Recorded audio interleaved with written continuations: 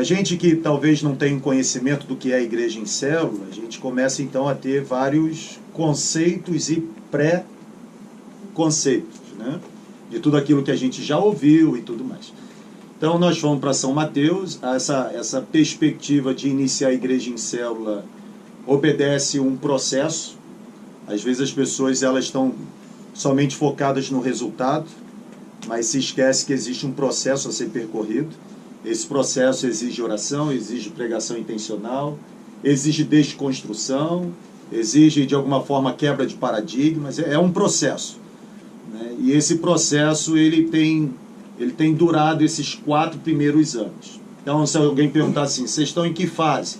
Nós ainda estamos na fase da transição, porque a transição nunca acaba, ela só muda de estágio, né? Então nós vencemos a primeira etapa da fase, que é a etapa que vocês estão, de poder formar os primeiros líderes, de poder entender o que significa a célula, de poder compreender como a célula deve funcionar, quais os objetivos de uma célula, né, as finalidades. Essa fase nós já avançamos, né?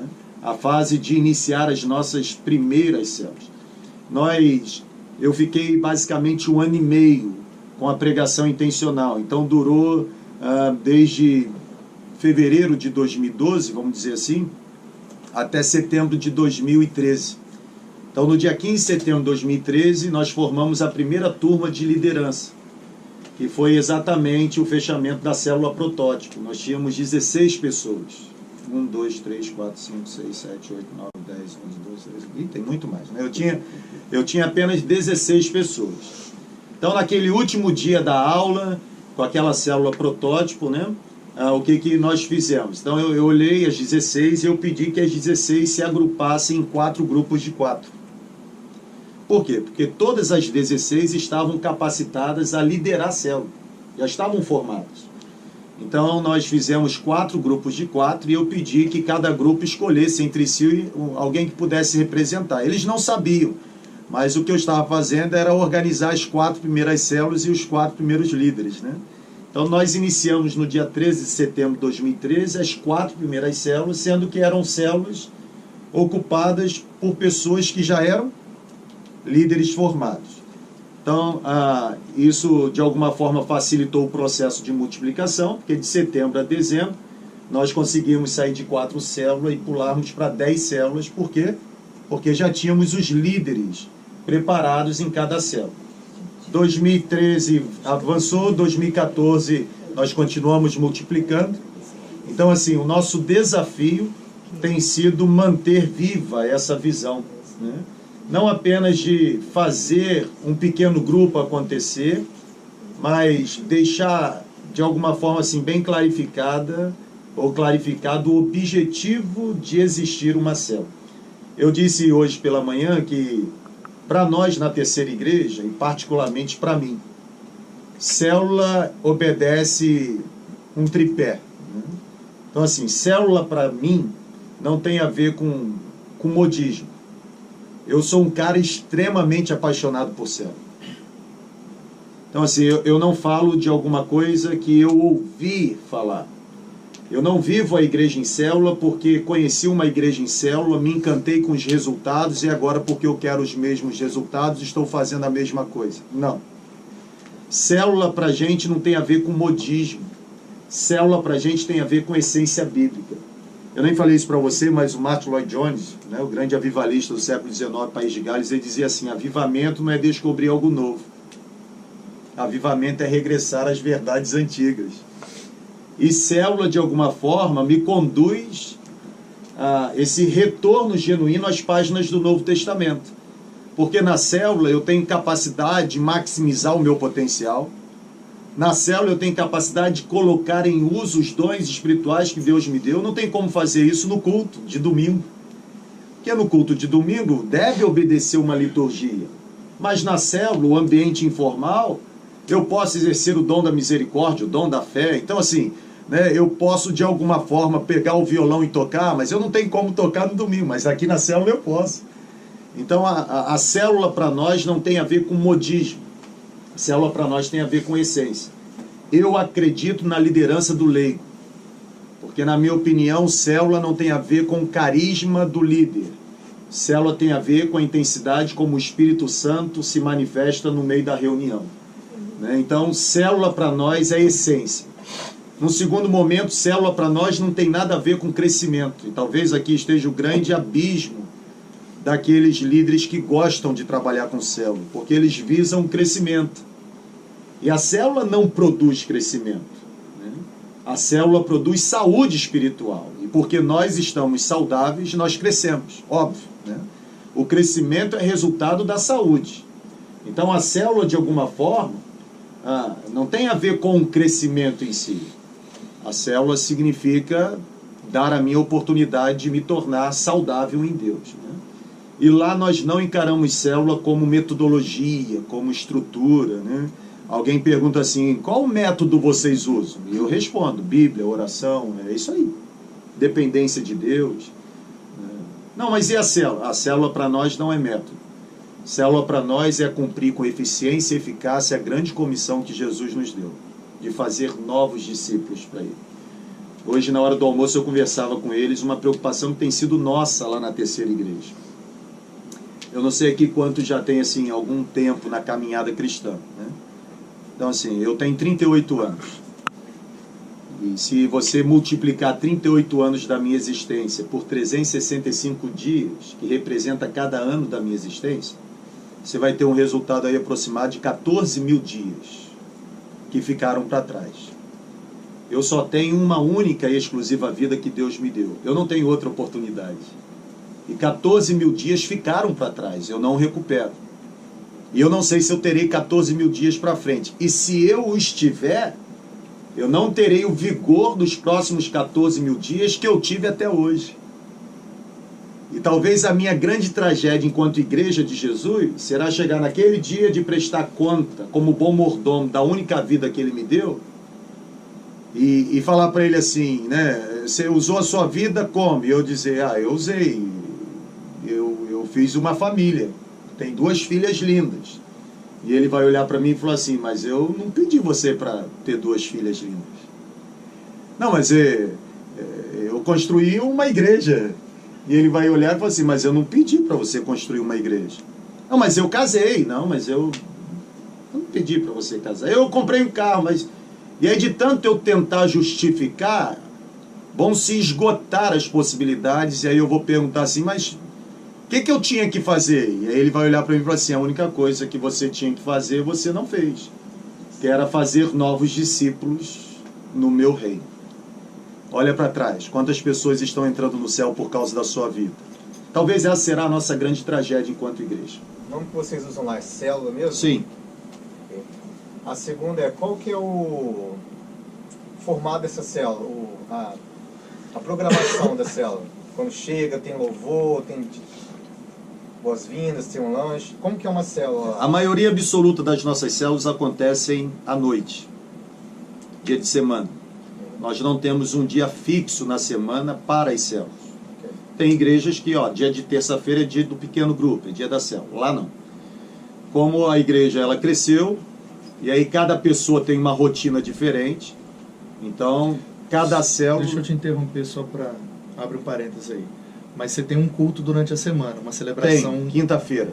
Na hora da celebração não tem célula? Não. Okay. Nós então, não temos célula. conflita. Não.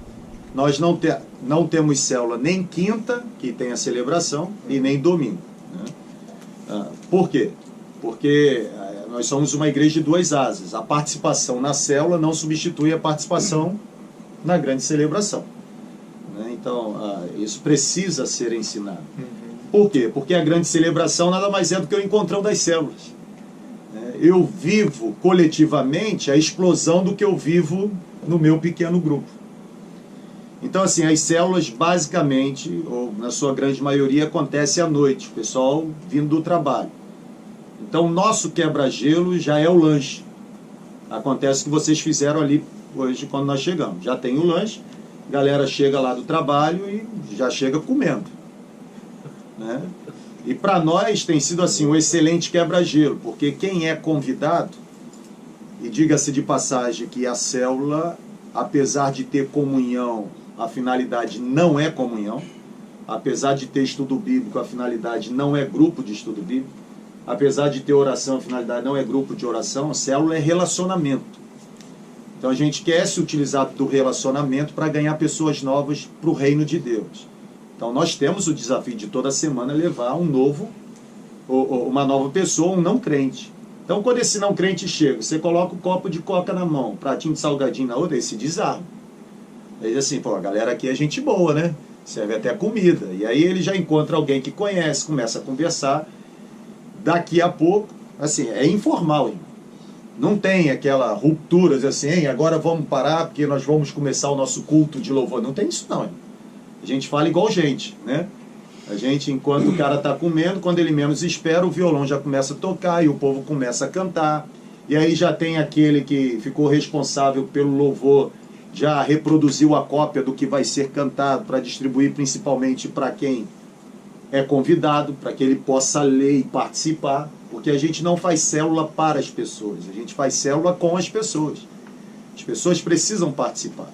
E aí depois do louvor, tem o que a gente chama de momento da visão, em que um membro da célula, em 5 minutos, toda semana, explica qual é a visão da célula. Porque nós existimos como célula, porque a visão de uma semana para outra vaza. Então tem que lembrar. Olha, nós existimos para multiplicação, nós existimos para ganhar gente nova para Jesus e tudo mais. E na hora do compartilhamento, o líder, né, compartilha, o líder em treinamento. No final, os avisos. E depois, cada um para sua casa. Quanto tempo que é de célula? Com o lanche, pode durar até 2 horas. Mas geralmente dura 1h30. Com o lanche. Mais alguém? Fica à vontade, gente. Diferencia o pequeno grupo com propósito, aquela pergunta que eu te fiz, da célula. O pequeno grupo propósito eu nunca fiz parte, né? Até porque é um pequeno grupo de serviço. A célula, ela existe para multiplicação. Você me perguntou assim, vocês usam o nome célula, nomenclatura? Sim, e não mudamos. Porque na nossa opinião é estratégico. Por que é estratégico? Você só está vivo porque as células estão se reproduzindo. É a multiplicação da célula que mantém você vivo. Então a gente se utiliza dessa analogia para dizer que é a reprodução das células que mantém o corpo vivo. Então célula tem que multiplicar. E quando a gente fala assim, tem que multiplicar, não é algo impositivo, mas é encorajador. Eu cumpro a grande comissão de fazer novos discípulos quando eu multiplico a célula. Então esse caráter, essa veia evangelística, ela é bem defendida na célula. A gente sempre diz, eu brinco lá, Manu, de que assim, a minha tese de doutorado é a teologia da panelinha. E assim, alguém aqui já fez parte de uma panelinha? Com certeza. Sabe qual a conclusão? Que eu, assim, cara, tive que estudar, ler um monte de livro para chegar a essa conclusão. Primeiro, só reclama de panelinha quem não tem a sua. Porque quem tem a sua, está inserido. E segundo, a panelinha é uma bênção de Deus, desde que não tenha tampa. Então, se está aberto para a chegada de novos ingredientes, é o cenário que Deus cria. É mais fácil eu ganhar alguém no sofá da minha casa do que tentar levar para assistir o culto e ouvir a pregação do meu pastor que ele não tem relacionamento. Isso é estatístico. Já foi comprovado estatisticamente que o maior número de conversão não acontece ouvindo pregação de um desconhecido, mas pelo impacto positivo através da vida de pessoas próximas. Então, assim, nós usamos um processo que nós falamos assim, primeiro eu tenho que ganhar o Elber para mim. Como que eu ganho o Elber para mim? Relacionamento. Cara, vamos assistir um jogo lá em casa? Você tem esposa? Pô, vamos sair para jantar junto? Sua esposa precisa conhecer a minha. Poxa, vamos... Assim, eu ganho relacionamento. Uma vez que eu ganho relacionamento, agora eu tento ganhar para a minha célula. Ele já frequenta a minha casa, já está habituado, ele já está acostumado, ele já sentou várias vezes no sofá da minha sala, e aí eu olho para ele agora e falo assim, ó, na minha casa, se reúne toda segunda-feira às 7h30 um grupo de amigos. E o nosso desafio é cada semana levar um amigo novo. Você hoje tem se tornado assim, o meu melhor amigo. Eu tenho passado um tempo assim gigantesco com você. É lá em casa que você está acostumado, você come pipoca, pizza lá em casa. E aí, segunda-feira vamos? Ele vai. Porque é meu amigo. E é um ambiente que para ele é seguro. Aí ele vai chegar lá em casa, ele vai encontrar com o Manu, que foi skatista junto. Estudaram junto. E aí ele já começa a conversar. Então assim, eu já ganhei para mim. O objetivo agora é fazer o quê? Ganhar para minha célula. Aí ele foi no primeiro dia, foi embora. No outro dia, os outros da célula estão mandando mensagem, agradecendo e tal. Naquela semana eu vou tentar comer outra pizza com ele. E aí eu vou começar a conversar. E aí, gostou e tal. E eu vou ser intencional para ele voltar na outra segunda. Se ele voltar pela terceira vez, eu digo assim, mordeu a isca. Ganhei para mim, ganhei para a célula. Voltou 3 vezes. Aí agora eu tenho que fazer o quê? Tentar ganhar para Jesus. Porque ele está lá na minha célula. Voltou a terceira, voltou a quarta. Aí eu vou marcar um cafezinho com ele. Eu estou dizendo como eu faço. Aí eu marco cafezinho com ele e falo assim, cara, você lembra a primeira vez que você foi na célula? Eu lembro. E aí, de lá para cá, alguma coisa mudou? Mudou ou não mudou? Mudou ou não mudou? Senão ele não voltaria. Aí ele vai dizer assim, mudou. Aí eu pergunto, o que mudou? Aí ele vai começar a contar. Eu estou dando a isca para ele morder. Aí quando ele começa a contar, aí diz que o casamento mudou, que os filhos e tal. Aí ele começa a contar o que mudou, eu viro para ele e falo assim, sabe o que é isso? É uma pessoa, tem nome, se chama Jesus. Você não acha que está na hora de você subir um degrau? E assim, publicamente confessar algo que o seu interior já está preparado para fazer? A oração de Romanos 10. Cara, você já entregou a vida a Jesus. Você só precisa confessar agora. E ó, outra coisa, a Bíblia diz que haverá um dia em que todo joelho vai se dobrar e toda língua vai confessar. Se a Bíblia diz que haverá um dia, então haverá um dia. Já que você vai ter que fazer isso um dia, faz logo agora. Não é verdade? Confessa logo. Nós temos tido a experiência de várias pessoas entregando a vida a Jesus. Aí a pergunta é, ganhei para mim? Sim ou não? Ganhei para minha célula? Ganhei para Jesus? Agora eu tento ganhar para a terceira igreja. O problema é que a gente faz o caminho inverso. A gente já quer ganhar para a igreja. E a gente não conquista o direito de ser ouvido. Essa é a nossa tragédia. Ter uma mensagem poderosa, mas não conquistar o direito de ser ouvido para comunicar a mensagem poderosa. Como que é feita a separação das células? Por bairro, idade, sexo? Como é que é feito lá? Assim, primeiro a gente leva em conta a afinidade. É o ponto número 1. Não tem a ver com geografia. Eu, por exemplo, na minha célula tem gente que mora do outro lado da cidade. E por que está na minha célula? Aliás, para ele chegar na minha célula, ele passa na porta de várias outras células. Porque hoje nós temos células espalhadas praticamente em todos os bairros de São Mateus. Todos os bairros. Pelo menos uma célula nós temos. Então assim, ele passa. Aí você diz assim, olha, por que então ele não vai numa célula perto da casa dele? Primeiro, que é uma decisão pessoal dele.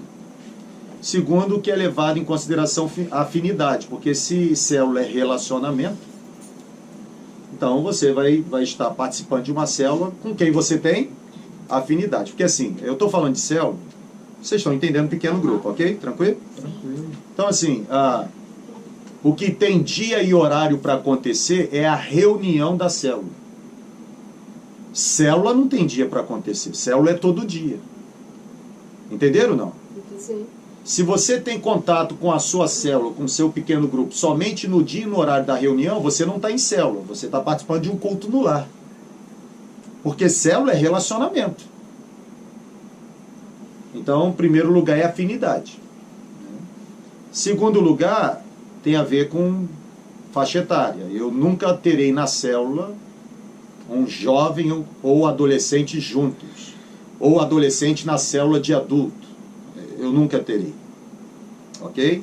Então, a adolescente tem a célula dele, o jovem tem a célula dele. Jovem casado, jovem solteiro, não é? E os adultos. Nós trabalhamos muito com a célula par, que eu expliquei à tarde. Né? Então, o que é a célula par? Homens e mulheres começam junto, tem o lanche, tem o louvor, tem a oração, está todo mundo junto aqui. Ó. Na hora do compartilhamento, quem é o líder dos homens? Sou eu. Todo mundo vem comigo para a sala. Quem é a líder das mulheres? É a minha esposa, ela sai com as mulheres para um outro cômodo da casa. São duas células na hora do compartilhamento, mas na hora da oração, do louvor, da comida, participam juntos. Aí você pergunta assim, é célula de casais? Não. E por que vocês não trabalham com célula de casais? Porque limitou a gente. Porque se célula é relacionamento, a minha esposa, por exemplo, tem uma amiga que está precisando muito de viver em célula, só que não é casada. Aí ela diz assim, você não pode ir para a minha porque é minha de casais. Eu vou encaminhar você para a célula da irmã tal, mas ela não tem afinidade com a irmã tal. Então, não adianta eu encaminhar para lá. Então, o que nós fizemos? Nós nos utilizamos da célula par, que tem sido uma bênção, até no nível de multiplicação. Quando multiplica, a multiplicação também já é dobrada, né? Vamos dizer assim. Em pares. Em pares. Você costuma iniciar ela com quantas pessoas? 3 pessoas, 4 E pessoas. a hora de parar e partir para outra é o quê? Não tem a ver com o número de participantes, tem a ver com o líder formado. Eu posso ter uma célula de 30 pessoas e não multiplicar porque eu não tenho um líder para assumir. Eu posso ter uma célula com 6 pessoas e multiplicar em 2 células de 3 porque eu tenho um líder formado. Tudo vai girar em torno de você formar um líder. E como que se forma esse líder? Escola de liderança e célula. Tem São um os outro dois de liderança ambientes. Outro dia, outro... Oi? Como que é feita essa escola de liderança? Então, a escola de liderança ela obedece a alguns critérios, né? Módulos. E o que a gente chama de GAL nível 4, GAL é Grupo de Apoio à Liderança, GAL. É o nome que nós damos para a nossa avenida de ensino. Então, só lidera a célula quem conclui essa etapa do nível 4. Por quê? Porque o tema do módulo é lidere uma célula vitoriosa. Então, é intencional, na nossa opinião, para gerar em você essa habilidade para lidar o dia a dia com a célula. Existe um assunto específico para começar, o resumo do culto anterior? Você diz o que? No compartilhamento da célula? Isso. A gente sempre utiliza a síntese do sermão do domingo, né? Mas quem faz esse estudo? É você? Sou eu. Você faz e distribui. Mala direta. É uma carta, na verdade, não chega primeiro. Aí ele A faz gente assim. chama de carta. Como que funciona o seu relacionamento com os líderes, supervisores, coordenadores? E logo depois da multiplicação, isso tudo já estava organizado ou apenas tinha se pensado sobre? Vamos lá. Tem 2 perguntas. Né? A primeira pergunta, como funciona? É impossível hoje cuidar de 600 pessoas. Né? Então, assim, é um crescimento precoce, muito rápido, e que não dá a você capacidade de montar estrutura para abrigar esse tanto de gente. Praticamente 4 anos. Então, você precisa delegar. Como você delega? Eu começo a minha célula, é assim que se faz a estrutura. Eu começo a minha célula multiplicou, veio para cá. Ele saiu para liderar uma célula da minha multiplicação. Automaticamente, eu me torno responsável em ajudá-lo. Ok? A minha célula vai multiplicar de novo, sim ou não?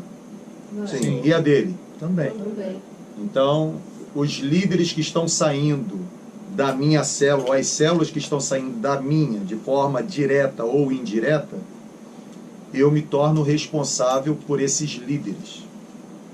Então, eu tenho um encontro com eles de 15 em 15 dias, que a gente chama de GD, Grupo de Discipulado. Como é esse GD? É uma célula de líder. Então, eu vou me encontrar, na primeira quinzena a gente chama de nutrição, na segunda quinzena a gente chama de gestão. Ou seja, no GD da primeira quinzena, a gente não pergunta nada sobre célula. A gente não pergunta quantos participantes, é nutrição. Então a gente, de alguma forma, tenta cuidar do líder. Como é que está a sua vida, como é que está seu casamento, como é que estão os seus filhos, está devendo alguma coisa na rua. Então assim, a gente de alguma forma estende o braço. Na segunda quinzena, que é a gestão, a gente só pergunta sobre célula. Quantos novos convertidos? Porque nós temos um software em que a gente acompanha o raio-x das células. Então, geralmente, o supervisor ele vai para a reunião do GD já tendo o raio-x das células do setor dele. Ó, a sua célula tem 4 semanas que não vai um convidado. O que está acontecendo? Você está sendo intencional em lembrar as pessoas que célula só multiplica se ganhar gente nova? Nós temos batismos. Quantas pessoas tem preparadas na sua célula? Ó, a data da sua multiplicação está chegando. Quem é o líder em treinamento? Já concluiu o GAL 4? Né? Já tá legal? Já tem novo anfitrião? Então, é esse raio-x. Então, assim, lá na frente, aí eu vou responder a segunda pergunta. Lá na frente, eu hoje, por conta da estrutura que eu já tenho, eu me reúno de 15 em 15 dias com os pastores de rede. A semana que os pastores de rede não estão comigo, eles estão com os coordenadores deles. Entendeu, não? A semana que os coordenadores não estão com os pastores, eles estão com os supervisores deles. A semana que os supervisores não estão com os coordenadores, eles estão com os líderes deles. Então, o líder cuida da célula, o supervisor cuida do líder, o coordenador cuida do supervisor, o pastor de rede cuida do coordenador e o Adonias Júnior cuida dos pastores de rede. É uma forma que nós encontramos para que as 600 pessoas se sintam cuidadas. Mas então o senhor reconhece que essa seria uma ferramenta, uma metodologia, porque se não tivesse toda essa estrutura para conseguir cuidar mesmo dessas pessoas, porque realmente não tem como uma pessoa cuidar de tanto. Isso não seria exatamente uma estrutura, uma metodologia, uma ferramenta? Eu não, assim, lá nós não gostamos de atrelar a metodologia, porque, assim, a gente encara a expressão muito fria do termo. A finalidade não é a metodologia. Nós temos esse sistema de gestão por uma questão de supervisão. Sim. Mas não é essa supervisão que determina a finalidade última da célula. A finalidade última é cumprir a grande comissão. Só que para eu cumprir a grande comissão, eu preciso me organizar. Eu não cumpro de qualquer forma. Essa organização, se vai chamar de metodologia, não tem nenhum problema, né? Não pode faltar. Mas isso tudo acontece porque o objetivo principal é cumprir a grande comissão. Eu fui chamado para fazer novos discípulos. Então, a grande questão é que eu não posso deixar apagada na minha memória a missão para a qual eu fui chamado. A minha missão é fazer discípulos, não é outra, não tem outra. Essa questão da membresia, que não está inserido aqui nesse grupo, né? Como é que fica essa situação assim? A gente convida os membros da igreja para a célula, não convida? Como é que fica? Oi, irmã, convidar, eu acho que não vai ser nem necessário, porque eles vão querer se inserir. Alguns não, naturalmente. Sim. Mas outros... A grande maioria, sim. Por causa do entusiasmo e a mudança na vida espiritual de vocês. Mas isso faz multiplicar mais rápido? A multiplicação, sim, assim, pode até fazer. Mas é bom ter em mente que multiplicação saudável é quando acontece com a chegada de não crente. Entendi. A gente não pode lotear a igreja. Eu tenho 200 membros, vou fazer aqui 20 células de 10 pessoas. Não é assim que se faz. Eu sei. O povo... Eu sei. Nós já tivemos essa experiência aqui uns anos atrás. Loteamos, não deu certo. Não dá. Então, assim, a célula, vocês vão começar as células. O protótipo vai se multiplicar. O entusiasmo, a mudança, a satisfação, a alegria, a paixão de vocês em relação ao que está acontecendo através de Deus na célula, isso vai contagiar os outros. Você vai proibir o irmão que é membro da igrejinha na sua célula? Óbvio que não. Só que quando ele for inserido, ele vai ser lembrado de que aquela célula existe para ganhar gente nova para Jesus. Então você vai agora ter o nosso DNA de fazer novos discípulos, né? Pastor, igual por exemplo, vocês lá já tem várias células, né? E lógico, eu acredito que algumas células deram algum problema, vamos colocar assim. Algumas não, irmão. Quase todas. E qual, assim, qual é o principal, assim, que mais causa, assim... Pecado. Pecado. É o principal problema. Não só da célula, mas do ser humano. Célula é feita de gente. E gente é problemático. Então, assim, se tiver uma célula que não tem problema, eu não posso nem ir, porque o dia que eu chegar já era, né? Eu contamino a célula com as minhas misérias, né? Então, assim, só que Jesus morreu por gente problemática. Eu disse para eles no almoço, né? Deus ama tanto gente que se fez gente, para mostrar pra gente que esqueceu o que é ser gente, como voltar a ser gente na gente perfeita que é Jesus. É isso aí. O negócio de Deus é gente. Quer dizer... Gravou, né? Eu quero ir embora agora. Mas vai ficar tudo gravado, hein, gente? Se quiser aprender isso não é meu, não. Isso é... Pastor Henrique Araújo, é meu amigo, deu aula comigo no seminário. Então, a tese de doutorado dele, ele escreveu um livro, Gente como a Gente. Ele tem esse axioma, e é verdade. Então, só um momento, entendeu, irmão? Então, assim, qual o grande problema das células? Nós fechamos células? Fechamos. Porque, irmãos, o que a gente não pode, assim, deixar ser sufocado por uma visão romântica, é que nós estamos lidando com algo extremamente espiritual. Nós não estamos fazendo aqui um grupo de entretenimento. Nós estamos participando de um grupo que tem a capacidade em Deus de mudar o destino eterno das pessoas. Amém. Então é uma batalha espiritual, desde você tentar levar um não crente a participar de uma reunião até a conversão dele.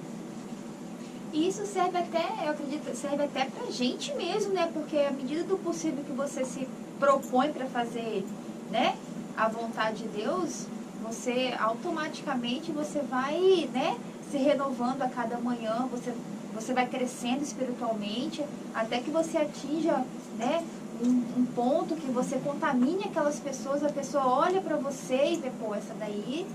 Mas precisa ter dedicação e foco, porque ao mesmo tempo que você se esforça para fazer, o sistema está corroborando para que você desista. Sim. Por exemplo, tem sido a nossa realidade. O dia da reunião da célula é o dia em que os líderes mais têm problemas, seja no trabalho, seja com filhos, seja no casamento. Então, assim, o dia da célula a gente já acorda preparado. Hoje vai ser um dia difícil. Natal os Leões. Mas vai ser um dia glorioso, porque a gente vai ter batalhas durante o dia, mas a gente vai vencer todas as batalhas, em nome dele, porque estamos envolvidos com a obra dele, né? Então, assim, nós estamos lidando com algo que é espiritual, tem impacto eterno. Então, ao mesmo tempo que existem forças espirituais lutando em nosso favor, existem também forças espirituais tentando atrapalhar o que a mão de Deus está produzindo através da nossa vida. E datas comemorativas? Como que vocês convivem nas células? Como assim? Dia dos Pais, aniversário de uma pessoa da minha célula. Como a gente convive? Assim, o que que faz? Aniversário. Aniversário. Igual é Canta parabéns. Pode fazer... Sim, é relacionamento. A minha célula, por exemplo, é dia de segunda-feira. Foi aniversário do Felipe. Filho de um pastor nosso. 15 crianças lá na garagem no ar e cantando parabéns. Jogou videogame, cantou parabéns. A casa virou um furdunço, mas... Só que a gente não pede dinheiro na tesouraria da igreja para fazer a festa, não. Os próprios membros da célula botam a mão no bolso. Exatamente. Um faz bolo, outro faz salgadinho, outro faz... No horário da célula Sim. ou no outro momento? Não, no horário da célula. É relacionamento. Não vai ter o lanche? Naquele dia o lanche. É interessante, porque assim, a gente diz que é surpresa, mas todo mundo que é membro da célula sabe que na semana que ele faz aniversário vai ter o lanche. E não é sempre que vai coincidir os aniversariantes cair no dia da reunião. Não. Isso Mas, é raro, né? mas geralmente as células, por exemplo, essa semana o fulano de tal fez aniversário. Nossa célula é na segunda. Aí a partir de quarta-feira alguém fez aniversário. Na outra segunda vai ter um bolinho para ele. Então o lanche é o parabéns. O cara vai chegar, a gente vai apagar a luz e parabéns para você, né? Aí lanche e tal, é o lanche. Terminou o momento do lanche, cantou o louvor e tal, todo mundo pro compartilhamento. E a vida segue. E o objetivo é o quê? Fazer discípulos para Jesus. Pastor, o senhor falou a respeito ela perguntou sobre os problemas da questão de pecado. Aconteceu uma situação, a célula ficou ciente, é tratada ali ou volta para o gabinete? Como é de costume? Irmã, assim, depende. Pecado não tem proporção, né, irmã? Uhum. Resultados têm proporção. Consequências. Consequências. Por exemplo, uma coisa é o Elber, de alguma forma, ter um comprometimento moral em São Mateus. O nível de influência do Elber é um. Outra coisa é o Adonias Júnior ter o mesmo comprometimento moral que ele teve. O nível de influência do Adonias Júnior é outro. Então, a proporção do estrago aqui é muito maior do que... Então, assim, havendo problema, ele é tratado imediatamente. E, se preciso, a célula é encerrada. Redireciona os membros da célula para outra célula, comunica a célula, o líder que, de alguma forma, cometeu o pecado, vai dizer para a célula que ele fez isso e, por isso, a célula está encerrando e tudo mais. A verdade liberta. Como funcionam os relatórios? Eu quero que o senhor explique a finalidade dos relatórios, porque eu acho que isso, situações, problemas, eu acho que também entrariam nesses relatórios. Como funciona, o que tem, o que não tem. Os relatórios de frequência, começa com a data, óbvio, né? Já é um formuláriozinho que existe online. Então, a data já está lá sugerida, porque o próprio sistema contabiliza o dia da sua célula. O tema já está também lá, porque quando a gente distribui os estudos, o próprio sistema armazena o título da lição daquela semana. Então vem quem ministrou a célula, que pode ser o líder ou qualquer outra pessoa, membro da célula, e aí tem um campo que a gente diz assim, acontecimentos. Então o líder, ele registra aquilo que ele está julgando. Foi assim, um acontecimento extraordinário, atípico, não corriqueiro, entendeu? Esse relatório, e a frequência de quem esteve lá. Se teve visitante, coloca lá quem foi o visitante, o número do telefone, informações, quem levou. Se houve decisão, conversão, ele vai colocar lá no final, teve o apelo e fulano de tal, se entregou a Jesus. Tal. Esse relatório, quando o líder salva, ele automaticamente passa a ser visto pelo supervisor, pelo coordenador, pelo pastor de rede e por mim. Nessa escala de gestão, supervisão, quem está acima consegue ver os relatórios de quem está abaixo. Você abrir lá, você está na sua casa e de repente a pessoa foi convidada, apareceu lá. Já não voltou mais. Aí foi outra pessoa diferente, já não voltou mais. E assim foi indo o grupo, foi caminhando ali a célula ali. Ela encerra, ela vai modificar quem vai dirigir o grupo, ela vai permanecer daquela forma ali, caminhando daquela forma ali, né, na esperança que vai acontecer alguma coisa ali. Como é que vai caminhar na esperança de que vai acontecer. Vai ficar então. Se formou, soltou. Por isso que existe a supervisão. O objetivo da supervisão não é fiscalizar. Às vezes a expressão até, né, assim, é utilizada de forma equivocada. Quando a gente fala assim, tem uma supervisão, não é que vai chegar lá com a prancheta e ficar fiscalizando. Não, o objetivo da supervisão é dar apoio ao líder. Porque o líder, às vezes ele está desmotivado, porque ele convida um monte de gente e ninguém vai. E aí é função do supervisor ajudar o líder, motivar o líder. Né? Então, geralmente, quem é supervisor se tornou supervisor porque multiplicou célula, pelo menos 2 vezes. E ele passou por essa fase. Minha esposa, por exemplo, a primeira célula que ela teve, ela ficou durante 4 meses. 4 meses. Ela e a anfitriã. Era dentro de um condomínio, classe média, em São Mateus, e o povo não sai de casa. Então você convidar o vizinho é parede, mas você não sabe nem quem é, porque é o que eu estava te explicando. Quando ele vai sair, ele já entra no carro e abre o portão no controle remoto. Ninguém olha para ninguém. E convida, mas ninguém vai. Então ficou 4 meses. E insistiram. dessa célula hoje já são praticamente 14 células. Porque houve persistência. O que a gente não pode esquecer é que a gente está lidando com algo extremamente espiritual. Não, eu estou falando assim, estou só levantando mesmo essa aí, porque não que vai acontecer, mas pode vai, irmão. acontecer, né? Mas não, mas vai. É bom a gente levantar essas questões que são muito sérias, né? Porque você cria um grupo ali, tá uma célula acontecendo, né? Tá todo mundo na expectativa. E de repente acontece uma frustração enorme, né? Vem aquele, assim, aí, né? Será que eu sou a pessoa mesmo? É o primeiro pensamento que vem. Será que sou eu mesmo?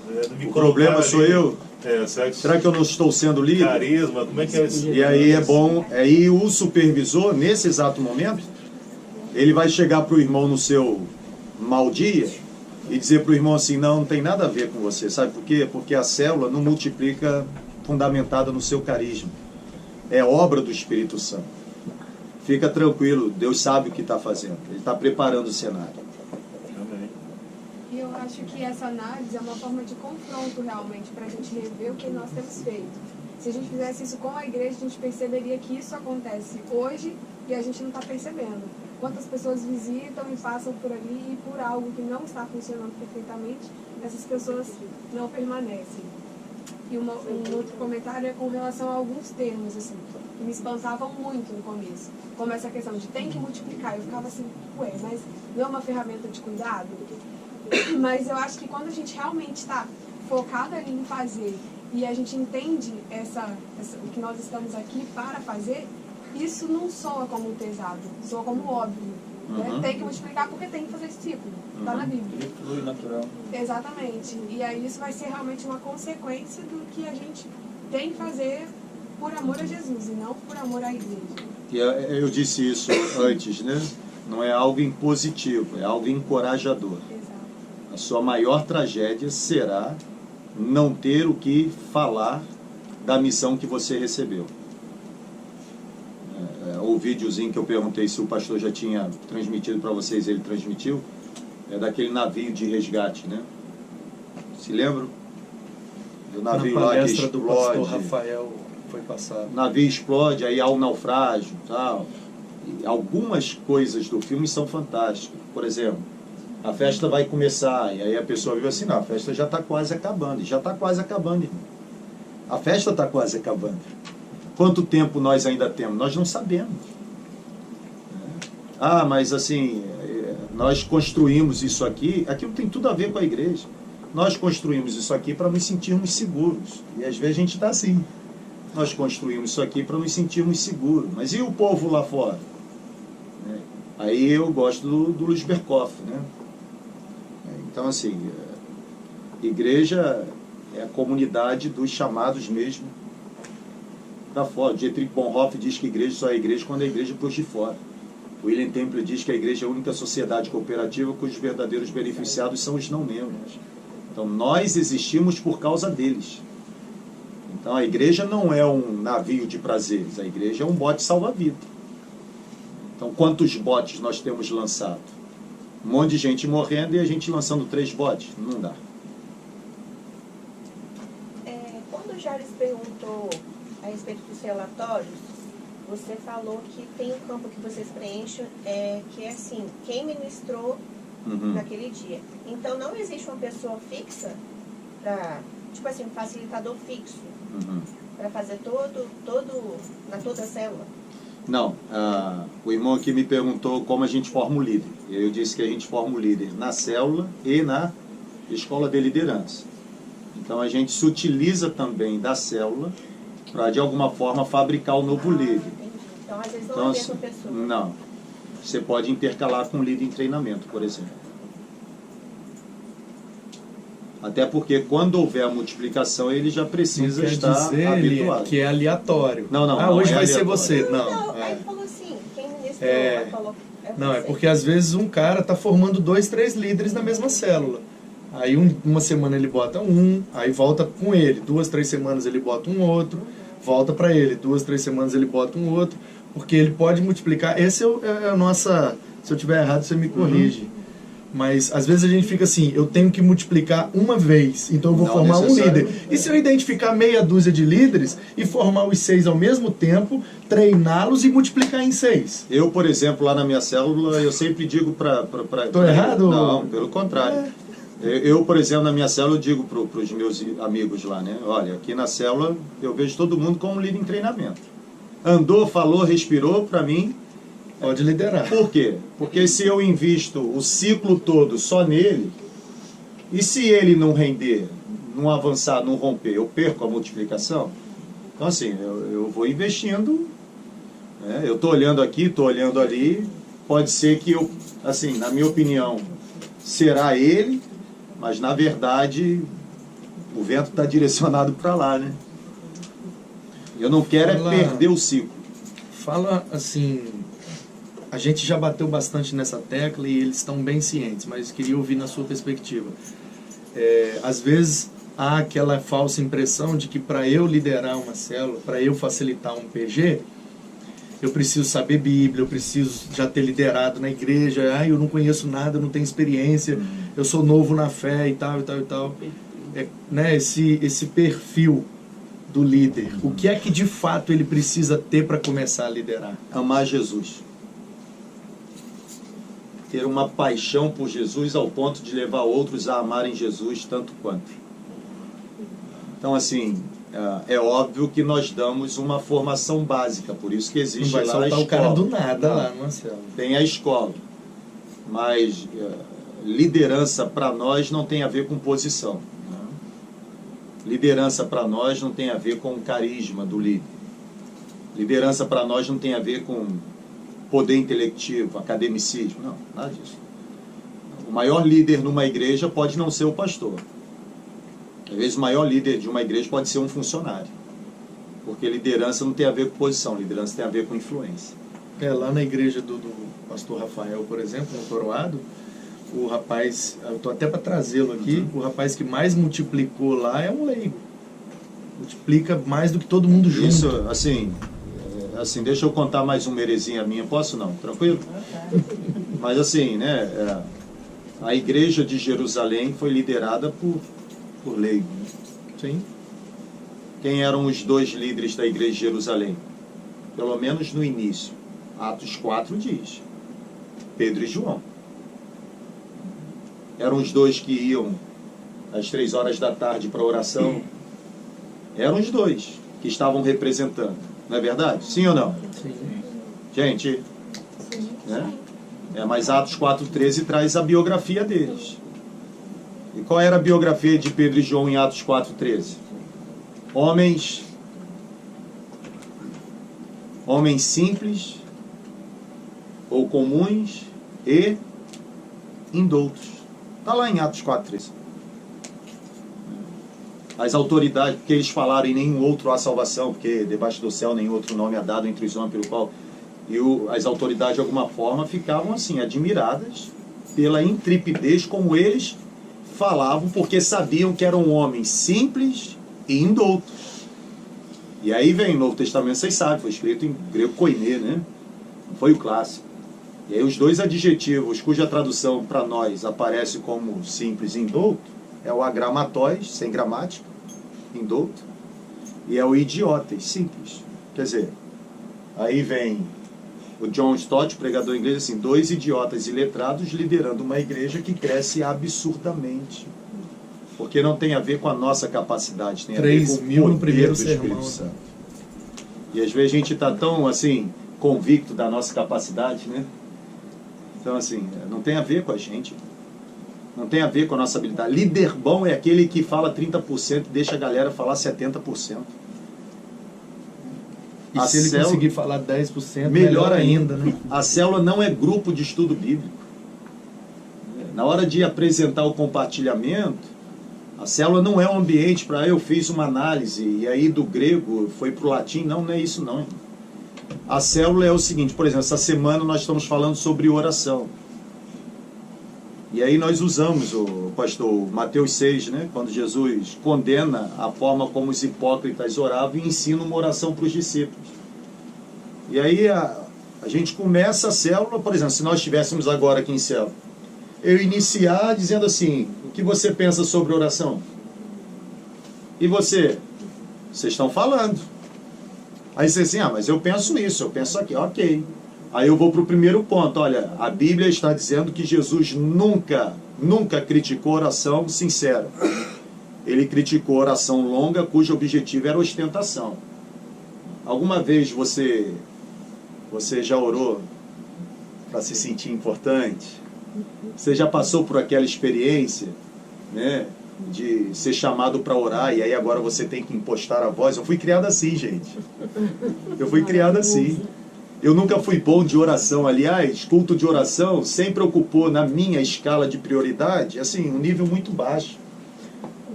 E olha que eu sou um pastor. E eu ficava assim, desconcertado, porque lá nós orávamos no final de mão dada, pastor. E aí não tinha como eu fugir. Estava amarrado. E aí às vezes você fala assim, irmão, ora aí. Aí a irmã, ela fala normal, mas ela ficava tão nervosa que a voz ia sumindo, você não ouvia nada. Por quê? Está nervosa.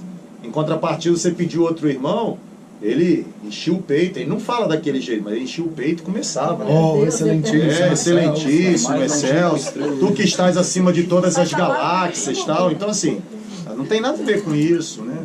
Então isso não é liderança de célula. Liderança de célula é você facilitar. Você usou o termo certo, é um facilitador. Joga, pergunta e deixa o povo compartilhar. Porque o povo não tem oportunidade de maximizar o potencial do que ouviu no domingo em outro ambiente, senão na célula. Porque se deixar por conta do natural, a fofoca boa, ela não espalha. Se eu falar uma besteira aqui domingo, até sexta-feira todo mundo comentou. Mas as coisas boas que eu falei, ninguém comenta. Aí encontra os irmãos numa esquina e vai falar do futebol, vai falar do tempo, vai falar da praia, vai falar do não sei o que, do não sei o que lá, não sei o que lá, não sei o que lá, não sei o que lá, não sei o que lá. Mas a coisa boa que aconteceu no domingo não é reverberado naturalmente. Tanto é que os nossos sermões só são lembrados pelas ilustrações, né? Não fala. Fofoca boa ninguém espalha, ninguém faz. É só mesmo... Muito obrigado, viu, irmãos? Acabou não, né? Já deu uma. Não, eu estou à disposição. Eu tenho mais perguntas. Não sei, irmão. Porque os leigos são os que mais ganham. Talvez, irmão, eu não tenho a resposta pronta. Não é carne, nem sangue, espírito me revelando nada. Mas talvez seja porque os leigos têm convicção de que não sabem e dependem mais da unção do Espírito Santo. Talvez seja por isso. Não acredita na força do homem. Né? Isso aí. Aí oram mais, buscam mais, estão mais no óleo. E também não tem as demandas que os não leigos têm. Se eu for, com certeza eu serei, como já fui líder do protótipo, serei líder de um PG na minha casa e de lá eu vou multiplicar essa minha liderança. Pretendo ser o líder que mais multiplica. Até para eu ter condição de bater no peito e falar, tem como, eu faço, vamos fazer. Mas eu acho bem provável que eu não serei o líder que mais multiplica. Por quê? Enquanto eu estou envolvido com as demandas da igreja e passando uma tarde inteira aqui ouvindo o problema dos outros, o cara que é leigo está mandando mensagem, está relembrando da reunião, está dando um parabéns para alguém lá, está marcando uma pizzazinha num horário que ele possa. Quando der o meu horário aqui, eu vou para casa, eu estou morto. Eu quero tomar um banho e deitar, não estou aguentando nem ouvir mais gente falar de tanto problema que eu já ouvi durante o dia. O cara saiu do serviço e ele está ali, ó. Alguém novo para minha célula, alguém novo para minha célula. Vou na casa do cara, ele vai beber, bate na casa de um cara. Ei, vim te ver, como é que você tá? Dali surge um relacionamento, daqui a pouco o cara tá na célula dele, tá treinando o cara, multiplica, o cara vira líder de célula em 1 ano. Eu não vou ter, talvez, esse desprendimento de rotina para produzir. Por isso que os leigos acabam produzindo mais. Eu acho, né? Eu também acho. A impressão que eu tenho é porque depende mais, né? Depende mais da iluminação do Espírito Santo. A classe hoje que talvez seja mais difícil de ser alcançada é a nossa classe. Porque o empoderamento é uma palavra tão usada hoje, né? Essa explosão de capacidade de racionalizar e não raciocinar acaba tentando racionalizar um ser que não pode ser racionalizado, né? Então, num tempo em que o conhecimento é a moeda de grande valor, as pessoas querem explicar tudo. E existe algo que elas nunca conseguirão explicar. Já o leigo declara falência assim, já que eu não sei explicar, é melhor depender. Por isso que bem-aventurados são os pobres de espírito, né? O cara que se Eles reconhece verão pobre a em Deus. si mesmo. Outra pergunta. Então, na verdade, tem relação com aquilo que a gente já vem falando, é mais um comentário, assim. Porque o senhor, nesse momento, considera que os leigos, e que o Manu depois completou e tal, seriam aqueles que mais ganhariam, se tratando do contato, do relacionamento. Hoje a gente tem uma diferença de... Eu acho que não vai contribuir tanto para a discussão aí, mas hoje a gente tem uma diferença de classe social relevante no Brasil, e isso, para mim, talvez seja um dos motivos dos leigos conseguirem ganhar mais. Mas como que fica o trato, o relacionamento, em se tratando do tipo de linguagem, já que não tem localidade? Por exemplo, um leigo num bairro de pessoas ricas, num condomínio de alta classe, não teria tanto efeito quanto um líder da mesma classe. Como que fica esse jogo em se tratando dos líderes? Como que fica esse manejo em relação a isso? Eu diria para o irmão assim, que depende. Um leigo num bairro de rico não teria... Depende. Porque não tem a ver com o fato de ser leigo ou esclarecido. Tem a ver com o nível de influência que ele exerce. Sim, mas isso também depende do público que está ouvindo. Mas é um público que ele já está inserido. Porque se ele está liderando uma célula num bairro de rico, é porque ele mora naquele bairro. Se ele mora naquele bairro, ele está inserido no contexto. Nós nos reproduzimos pela espécie. Então, assim, é muito difícil. Talvez a confusão faltou definir o termo leigo. Eu acho que nós estamos pensando com a mesma cabeça de teólogo. Para nós, leigo é o cara que não domina a exposição das escrituras. Sim. Não necessariamente não sabe ler, escrever, etc. Ok? Líder leigo na igreja, o que a gente quer dizer, é o cara que não fez teologia. Ok? Não era isso, E não. o cara pode ser juiz de direito e é leigo. Para nós, ele é um leigo. Ele pode ser um novo convertido que vai assumir uma célula lá no condomínio dele, de alta classe. Para nós, ele é leigo, ele não fez teologia, ele é um novo convertido. Lá, ele é o juiz influente que vai ter poder para ganhar qualquer vizinho. É porque ele está inserido no contexto, é o contexto dele. Eu estava pensando em uma outra categoria. Quando a gente fala leigo, a gente fala nesse sentido, não fez teologia. Seria o meu caso. Isso, você é doutorando, mas para nós você é leigo. Você não domina a teologia. Sim. Né? Esse caso de um líder adolescente, tem necessariamente um supervisor? Sim, adulto. Presente sempre? Sim. A célula de adolescentes não acontece em casa cujo pai não seja cristão. Primeiro ponto. Né? Então, os pais precisam ser cristãos. Segundo lugar, o líder é adolescente, mas ele é supervisionado por um adulto. Geralmente, um dos pais que está presente na casa. Terceiro lugar, a célula não pode acontecer se não houver a presença dos pais na casa. Então, tem alguns pré-requisitos. Né? Qual a recomendação que o senhor daria para os líderes que nós já temos aqui, e para os anfitriões? Qual o conselho assim o senhor daria para a gente? O conselho que eu daria é assim, é o conselho que eu dou para mim mesmo todo dia. Nós só temos uma única e exclusiva vida para fazer aquilo que fomos chamados para fazer. E a gente corre o risco de passar a vida toda fazendo aquilo que Deus não tem interesse.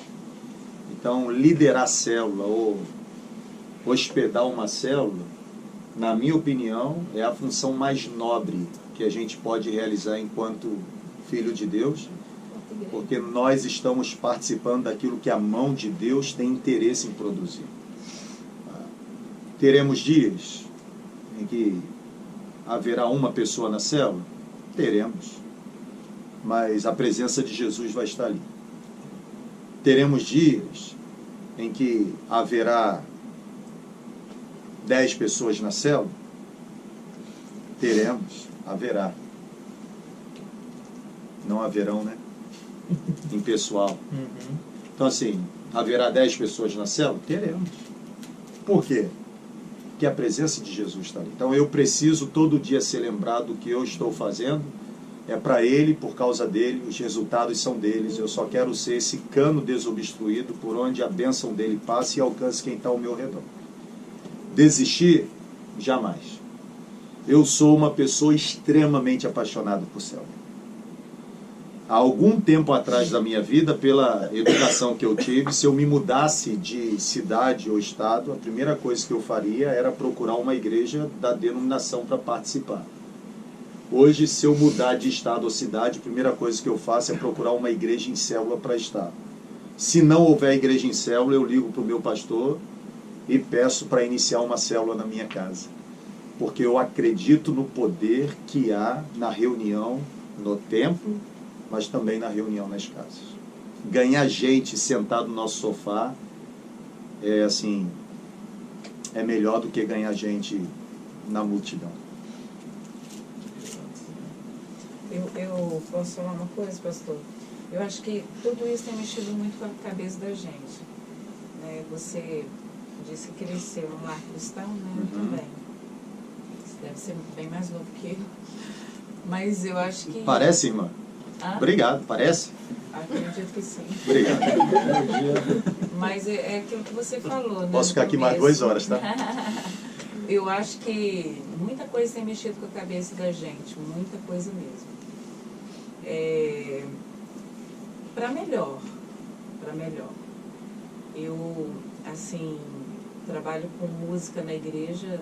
Semana passada estava falando com o pastor desde 2 anos, canto na igreja. E tudo isso, assim, tem mexido com a minha, com a minha vida, com a minha estrutura, com a minha estrutura espiritual mesmo, né? Porque às vezes a gente fica pensando o que a gente fez até aqui, o que isso pode mudar daqui para frente, né? Porque o que a gente fez certo, o que a gente fez errado, o que a gente pode melhorar, né?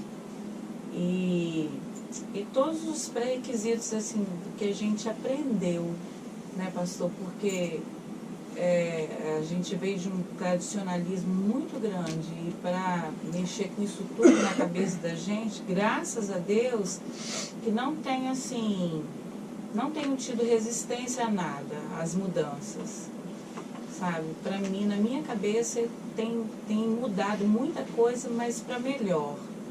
Eu não tenho tido resistência a nenhuma mudança, graças a Deus. Tudo tem vindo de uma forma muito natural, tudo tem vindo de uma forma muito gostosa e eu tenho podido saborear essas mudanças para melhor, né? E eu tenho podido passar isso assim para os meus filhos de uma forma muito gostosa também. E tem sido muito gostoso aprender isso com esse menino aí, né? A transição mais desafiadora, irmã, não é a estrutura da igreja, é a mente do ser humano. Porque é o que eu volto a dizer, a forma como a gente pensa a igreja determina a forma como a gente faz a igreja. A estrutura você muda. Agora, essa transição da mente, ela é custosa. Né? Porque assim, mexe com a nossa herança, com a nossa cultura, com a nossa origem. Agora, uma pergunta que eu preciso fazer para mim mesmo o tempo todo é: eu estou feliz com os resultados que eu já produzi para Deus com a única e exclusiva vida que Ele me deu? Eu estou além de onde eu estava, mas eu estou muito aquém de onde eu deveria estar. Então, assim, se eu continuar sendo o que eu fui até hoje, nos próximos 30 anos, o que eu vou apresentar para Deus?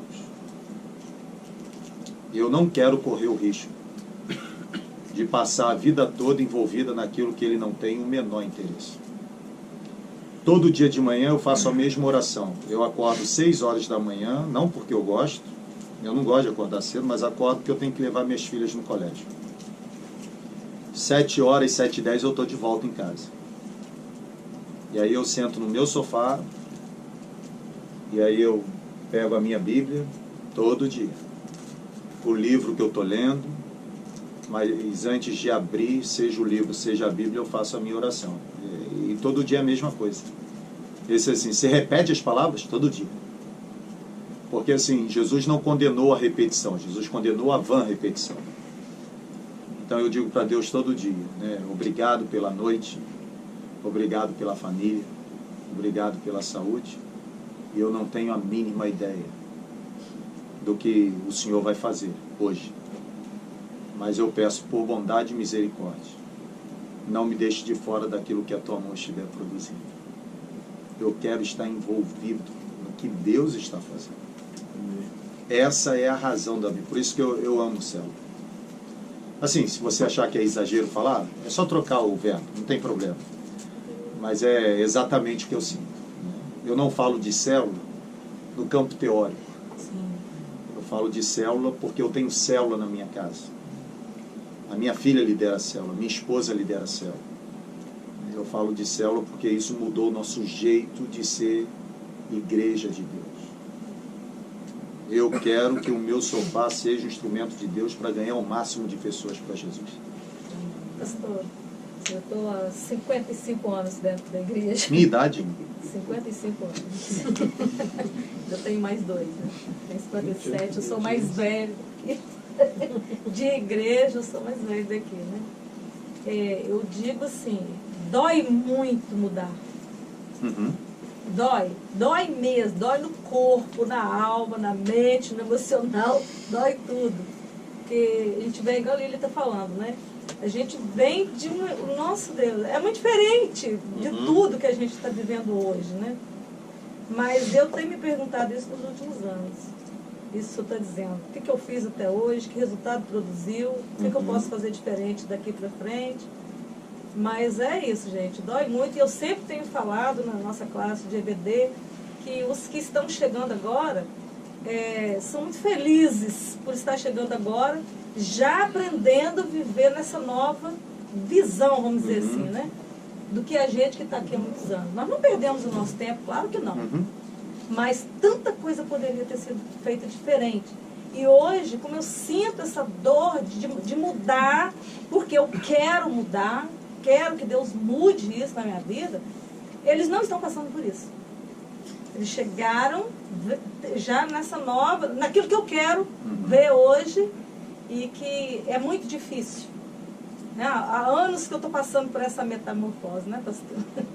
Existe um escritor chamado Leandro Carnal, ele diz um negócio legal, ele diz assim, mudar é difícil e doloroso, mas permanecer do jeito que está é fatal.